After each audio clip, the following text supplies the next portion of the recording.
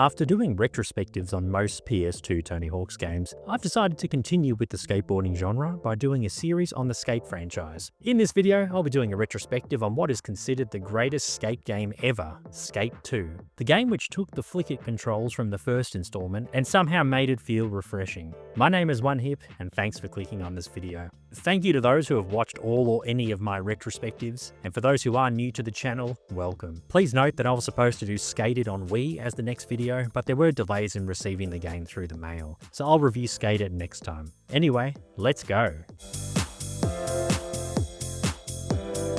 Skate 2 was released on January 21st, 2009 in the US, January 22nd in Australia, and January 23rd in Europe, on the Xbox 360 and PlayStation 3. The game was developed by EA Black Box, formerly known as Black Box Games, and published by EA. For my gameplay footage, I played the Xbox 360 version of the game via emulation on a program called Xenia on my PC. You can also play the physical Xbox 360 version on an Xbox One and Xbox Series console via backwards compatibility if you don't have a 360 lying around. Unlike the other two mainline games in the series, Skate 2 is not available on Game Pass or to buy digitally. There may be some markets where you can still buy it, but in Australia, at least where I am, you can't do this.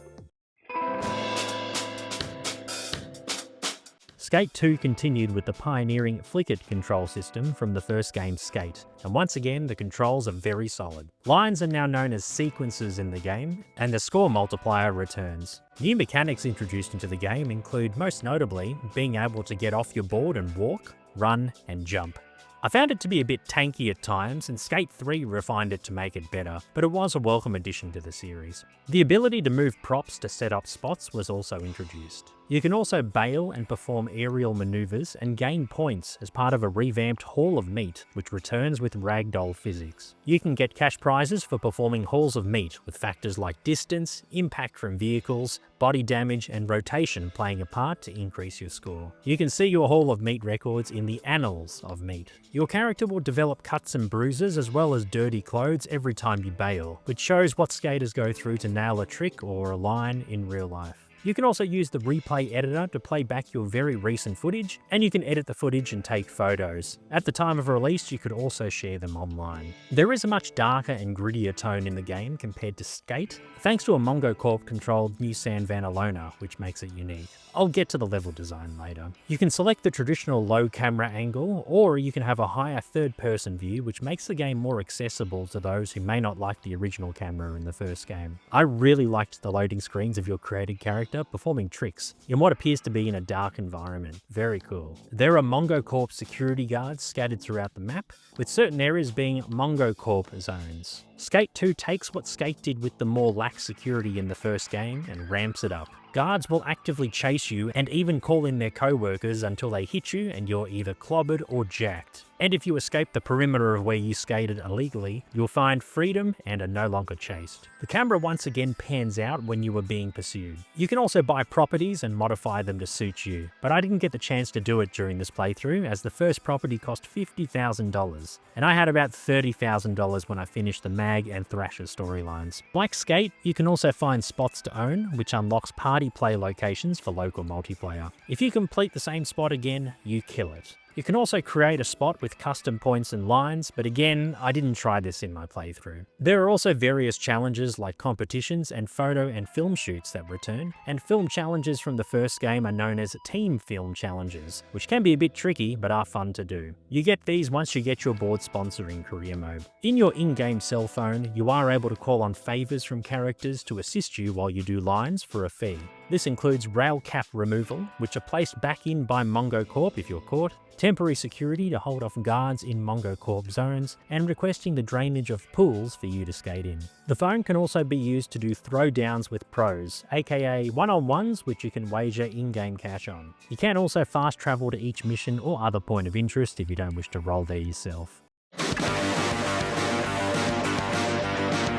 Skate 2 is set in a post-earthquake San Vanalona, now known as New San Vanalona. due to Mungo Corp buying and rebuilding the stricken city. This authoritarian megacorporation declares skateboarding a crime and skate-proofs everything and hires security to stop skateboarders. This version of Sandvan has been expanded to include new areas, as well as familiar ones from Skate and Skate It, as well as the original, albeit expanded 4 areas from Skate. New areas include Cougar Mountain, Big Spill, Spillway, the Financial District, and the Waterfront District, with tons of spots and landmarks to explore. I really like this map, and it's so cool to see a more detailed and rich version of this beloved skating city that has been the backdrop for these games up to this point. Each area feels very unique, and there are lots of secret and not so secret areas for you to find in each area. It's always sunny in Sandvan, and the graphics for their time are terrific, with some lovely colour schemes which differentiate each area, like the soft blue and white palettes at the waterfront, and the almost rust-like colour in Old Town, among others.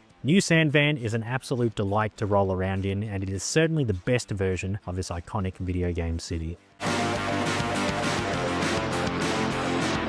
You're a skater who was released from prison after 5 years after the events from Skate. The live-action intro film shows you leaving your cell, as well as some activities happening in prison. You're introduced to New Sandvan Alona by cameraman Raider, which has been taken over by Mungo Corp, who rebuilt the city after an earthquake in the previous game Skate It, like I mentioned before. Security has been heightened, and skaters are targeted. You customize your skater and do the optional basic tutorials, and you meet Slappy at their secret skate park and shoot some footage. This area doubles as a tutorial level. You read a blog post from Slappy mentioning that you've been released from prison, and you can also read these story snippets in his blog. You meet Mike Carroll, Eric Costin, and Atiba from the mag, and Reader says you're looking to do a photo session, which doubles as a grinding tutorial, and you gain your first cash prize. You shoot a session with Atiba, and you skate with Slappy to the school to get a Sponsor Me tape recorded. You meet Mikey, who can uncap rails for a fee by calling him on your in-game cell phone. He does the first one for you for free as you finish your tape.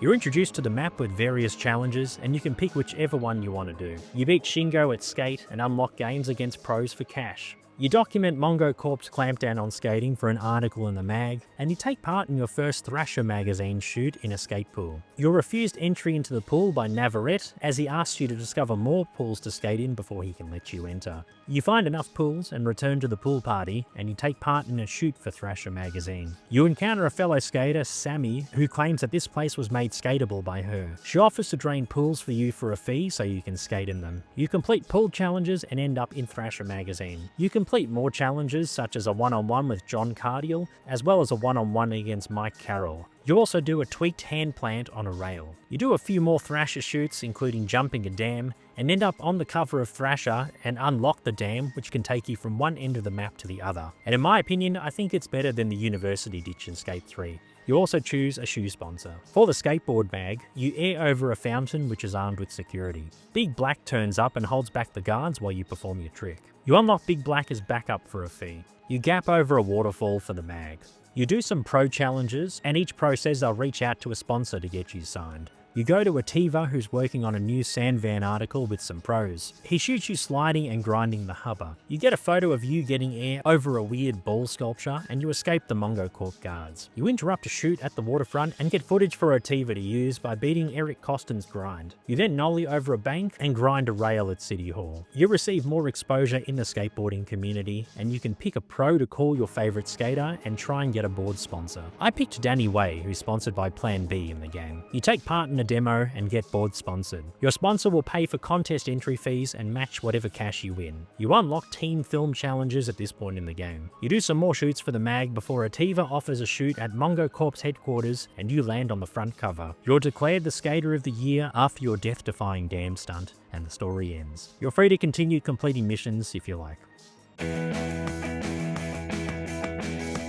As well as career mode, you can also free skate and toggle the level of traffic and pedestrians, as well as enable or disable Mungo Corp zones, depending on if you're in the mood to deal with these goons or not while you roll along. There are also tutorials to learn the basics of the game mechanics, and local multiplayer returns with state and spot battles with up to 4 players locally in party play mode. Unfortunately, the state servers shut down in December 2021, so I was unable to review the online aspects of the game, but at the time you could play ranked and unranked matches and make custom ones for you and your online buddies to enjoy, just like the first game. Many pros from previous titles return to the franchise, and notable additions include Tony Hawk's alumni Eric Costin, as well as names like Darren Navarrete, Jake Brown, and Ray Barbie, among others. Character customization is once again excellent, with many real brands represented, as well as a multitude of generic items you can deck your character's look with. You can also buy several items with in-game cash you earn in career mode. Skate 2's soundtrack is eclectic like the first game, with many songs you would never expect to see in a skateboarding game. Notable standouts include Addictive by Cut Chemist and Low Rider by War, which both play in the main menu, as well as Hold On I'm Comin' by Sam and Dave, Sleep Now in the Fire by Rage Against the Machine, and Made You Look by Nas. The volume of the music amplifying as you get closer to a spot or landmark is once again in Skate 2, and NPC voiceovers are great once again. Like every other skateboarding retrospective I've done so far, the sound of grinding, landing tricks, and popping ollies sound exquisite.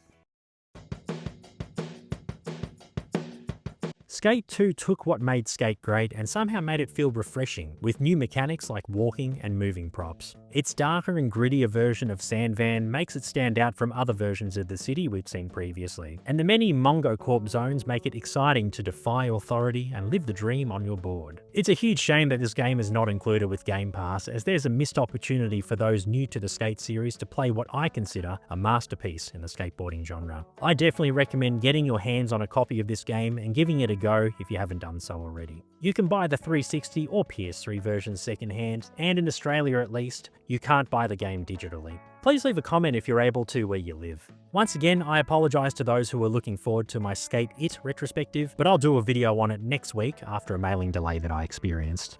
If you made it to the end of the video, thank you so much for watching. What do you think of Skate 2? Do you agree or disagree with anything I said? What are your opinions on the game? Are you looking forward to the next Skate game being released later this year? Do you think Skate 2 should come to Game Pass? Let me know in the comments below. Thank you for watching, and be sure to watch my previous skateboarding game retrospectives if you haven't already. Be sure to like this video and share it with those who may enjoy this kind of content. Subscribe so you don't miss out on any extreme and non-extreme sports gaming content on this channel. My name's OneHip, and you have a good one. Bye!